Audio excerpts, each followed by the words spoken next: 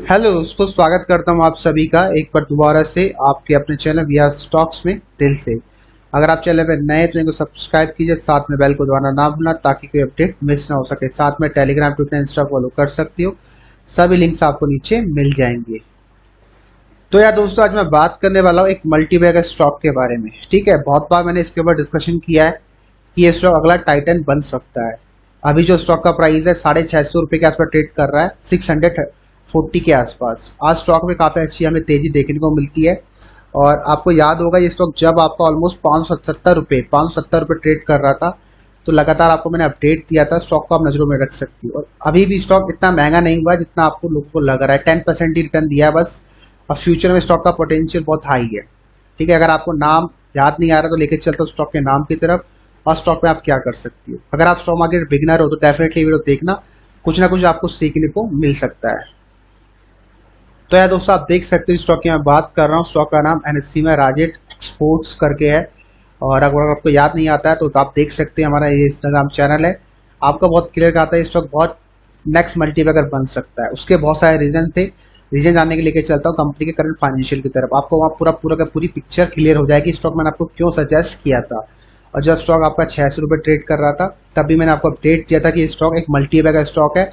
आपको उन स्टॉक्स को पकड़ना है। मैंने एक बात बोली थी, आपको उन स्टॉक्स पे पैसा अभी लगाना है। देखो, मार्केट जब भी ऑल टाइम हाई कैश पे ट्रेड कर रही होती है ना, तो आपको उन स्टॉक्स को पकड़ना है जो अपने लास्ट स्विंग नहीं तोड़ पाए। मतलब जो लास्ट 2018 का जो हाई है वो तोड़ नहीं पाए।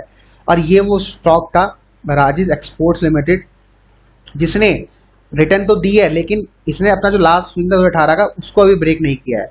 तो कहने का मतलब आपको उन्हीं स्टॉक में नजर एक बार दौड़ानी है जो अभी अंडर वैल्यूड है, प्राइस के टर्म्स में भी, और कंपनी के प्रॉफिट तो औसम आ रहे हैं। इसलिए मैं कह रहा हूँ, क्योंकि मैंने एक बात भी लास्ट बार एक वीडियो में आपको एक बात और बोली थी, जब भी किसी स्टॉक के प्राइस एक रेंज में ट्रेड कर रहा है और कंपनी के प्रॉफिट ऐसे ऐसे जाके ऊपर चल रहे हैं, तो आप समझ जाओ अगर वो इस रेंज में ट्रेड कर रहा है तो यहाँ पर उसका एक्यूमुलेशन जोन चल रहा है। यहाँ पर बड़े प्लेयर्स को एक्यूमुलेट कर रहे हैं बहुत बड़े टारगेट के लिए। तो आपको भी सिंपल ये स्ट्रेटजी अप्लाई करनी है, जब भी स्टॉक के प्रॉफिट ईयरली बेसिस में, क्वार्टरली बेसिस में बढ़ रहे हैं और जो उसका प्राइस है वो सिर्फ एक कंसोलिडेट कर रहा है एक रेंज में, आप तभी स्टॉक को बाय करके चलो, तभी आपको पैसा बनेगा। अदरवाइज जब वो स्टॉक हाथ से निकल जाएगा तो शायद आपको नहीं बनेगा। ठीक है, ये बेसिक था। और दूसरा क्या था, स्टॉक मार्केट फॉर बिगनर्स क्यों बोला मैंने। देखो, इन्वेस्टिंग अगर करनी है तो अगर लॉन्ग टर्म में करोगे, लॉन्ग टर्म मतलब 10 से 20 सालों के लिए, तभी पैसा बनेगा अच्छा खासा। शॉर्ट टर्म गेन के लिए करोगे तो आप पोजीशन और स्विंग की तरफ जा सकती हो। ठीक है, तो आप देख सकते हो ये पर्टिकुलर जो स्टॉक है Rajesh exports, almost max chart खोला मैंने, 20 सालों के अंदर स्टॉक ने 30,000% का रिटर्न दिया है। 30,000%, तो आपके सामने है। ठीक है, अगर आपने 2014 में स्टॉक को बाय किया होता, 76 रुपये प्राइस था, 2008 में स्टॉक का 30 रुपये था, मतलब डबल आपका पैसा किया। लेकिन 2014 के बाद से स्टॉक ने 2020 में पैसा ऑलमोस्ट देख सकते हो 800 रुपये का हाई लगाया, 8 गुना कर दिया 6 महीने 6 साल के अंदर। इसलिए बोला जाता है अगर आपने किसी अच्छे स्टॉक को चूज किया है, उसमें कंपनी के प्रॉफिट अच्छे आ रहे हैं, ठीक है, कंपनी का बिजनेस अच्छा है, और साथ में तीन चीजें अच्छी है, क्या, प्रमोटर्स, एफआईआई और डीआई, अगर लगातार ये अपनी होल्डिंग बढ़ा रहे हैं या स्टेबल इनकी होल्डिंग है, तो समझ जाओ फ्यूचर उसी स्टॉक का होने वाला है। टाइम लग सकता है, ठीक है, अब किसी स्टॉक में 1 साल लगता है, किसी स्टॉक में 5 साल लगता है, और किसी स्टॉक में 10 साल लगता है। जैसे रिलायंस का एग्जाम्पल ले लेते हैं हम एक बार। तो दोस्तों, हम रिलायंस का एग्जाम्पल आपके सामने ले लेते हैं। आप देख सकते हो मैंने मैक्स चार्ट खोला हुआ है। स्टॉक ने 2008 में अपना हाई बनाया था 600 रुपए के आसपास का, ठीक है, और 2008 के बाद से आप देख सकते हो स्टॉक ने जो हाई तोड़ा है 2017 में तोड़ा है, ऑलमोस्ट 10 साल बाद स्टॉक ने अपना हाई तोड़ा है। तो आप कह सकते हो कि इस रिलायंस का जो एक्यूमुलेशन जोन था वो 10 साल का था, और 10 साल के बाद स्टॉक ने अपना लास्ट स्विंग तोड़ा है। ठीक है, तो देख सकते हो आपके सामने लास्ट 10 सालों में स्टॉक का प्राइस एक रेंज में ट्रेड कर रहा था, मात्र 600 रुपये, 800 रुपये, 600 रुपये, 800 रुपये, 600 रुपये, 800 रुपये। और इसी दौरान जो हमारे रिटेल होते हैं उनमें पेशेंस तो होता नहीं है भाई, क्योंकि उनका देखो विजन क्या होता है 1-2 साल के लिए। और जो बड़े प्लेयर्स होते हैं एफआईआई, जिनका पैसा बड़ा होता है, वो इन्वेस्टमेंट करते हैं 10 से 20 सालों के लिए। और देखो आज स्टॉक का जो रिलायंस का प्राइस है आप कहाँ ट्रेड कर रहा है, 2698 रुपये, और इसकी जो रियल वैल्यू अभी निकल के आती है रिलायंस की 5000 प्लस है। क्यों? क्योंकि कंपनी ने 2017 में बोनस दिया था, तो बोनस में प्राइस आधा हो जाता है, तो उसकी रियल वर्थ अभी कितनी है, डबल कम से कम। ठीक है, तो ये होता है रियल मल्टी बैगर स्टॉक्स। आपको टाइम देना पड़ेगा, आपको इन जो पैरामीटर अभी आपको बतलाऊंगा इनको फॉलो करना पड़ेगा। बेसिक पैरामीटर है जो मैंने आपको बतलाया। पहले चीज प्रमोटर्स की होल्डिंग, एफआईआईस की होल्डिंग, डीआईएस की होल्डिंग, ये 3 चीजें इनफ है। अगर 3 चीजें हैं उस स्टॉक में समझ जाओ फ्यूचर में मल्टीबैगर बन सकता है। बाकी थोड़ा बहुत उसके प्रॉफिट चेकआउट कर लो। जैसे इस स्टॉक के आप देख सकते हैं, यहाँ पर आपको दिखा देता हूँ। Current market cap 18,000 crore plus है, ठीक है। साथ में आप देख सकते हैं जो ये राजेश एक्सपोर्ट्स है, सिमिलर काइंड ऑफ उसका बिजनेस है, टाइटन का है, ठीक है। सेकंड लार्जेस्ट मार्केट कैप लगती है अपने आप में।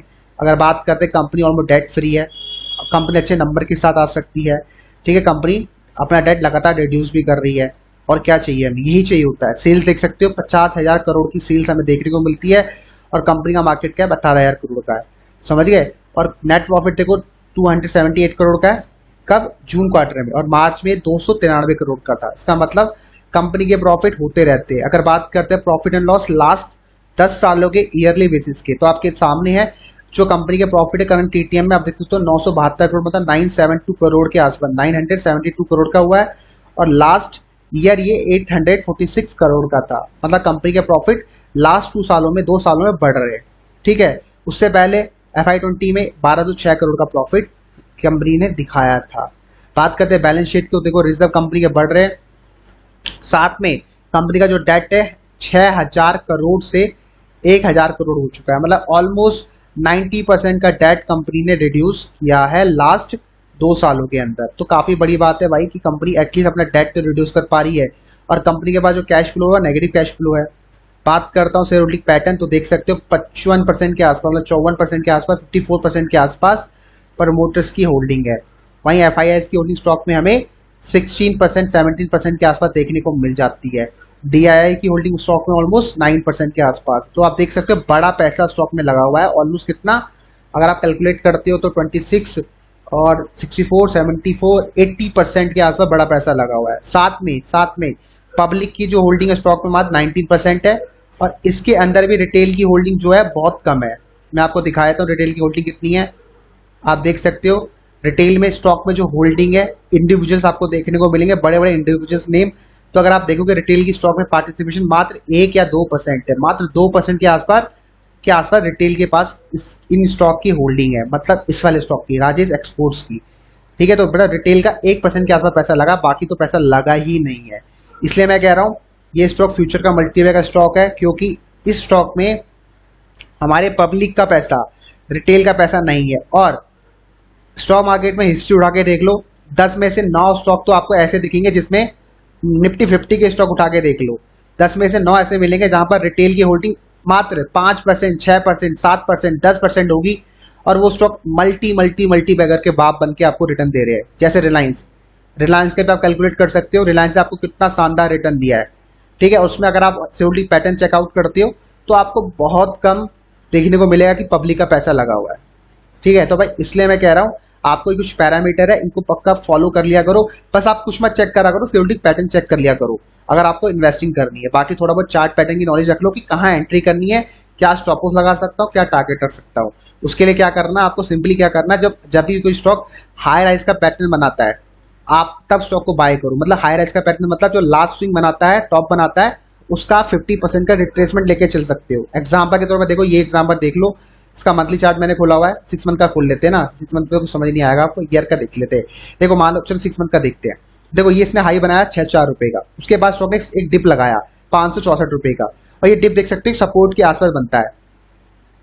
ये जो डिप बनाया इसने, ये सपोर्ट के आसपास बनाया है। देखो ये दोबारा एक और हाई बनाया, ये हाई तोड़ दिया, फिर दोबारा देखो ये जो एरिया था सपोर्ट की तरह काम किया, ठीक है। फिर देखो ये हाई बन गया, टूट गया यहाँ पर। अब ये जो एरिया कितने रुपए का, ये जो निकल के आता है 623। अब ये स्टॉक अगर फ्यूचर में आपको 623 से 620 रुपए दिखता है तो ये एक बाय अपॉर्चुनिटी होगी 620 रुपए के आसपास, ठीक है। अब ये एज अ सपोर्ट वर्क करने वाला है, क्योंकि स्टॉक लगातार हाई राइज का पैटर्न बना रहा है, और जो उसका सपोर्ट बनता है लास्ट स्विंग बनता है।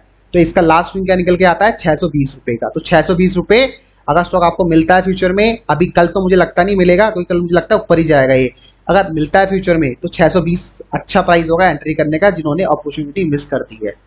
समझ आया? तो इस वीडियो को समाप्त करता हूँ, बाकी मिलते हैं आपको अपने नेक्स्ट क्लास में। तब तक के लिए bye bye, take care and good night.